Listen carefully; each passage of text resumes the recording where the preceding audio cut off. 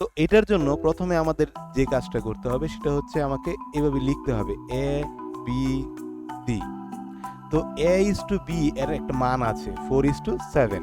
আমরা কি 4 আর 7 এখানে লিখলাম। আর B is to C equal to 5:6, আমরা এটা নিচে লিখবো 5 6। কিন্তু এইখানে দেখা যাচ্ছে যে সি এর নিচে এই ঘরটা খালি আছে আর এ এর 2 নাম্বার রোতে এই ঘরটা খালি আছে। তো এইখানে আমরা এর পাশের যে সংখ্যাটা থাকবে, যদি বামে পাশে থাকে তাহলে বামে, ডানে থাকলে ডানে সেই সংখ্যাটা বসাবো। যেমন এইখানে আছে এই 7, এটা বসাবো। আর এই পাশে ডানে আছে এই 5 5 বসাবো। বসানোর পরে আমাদের সব ঘর ফিল আপ হয়েছে। এখন আমরা জাস্ট গুণ করে দিব। 6 7 42, 5 7 35, 4 5 20।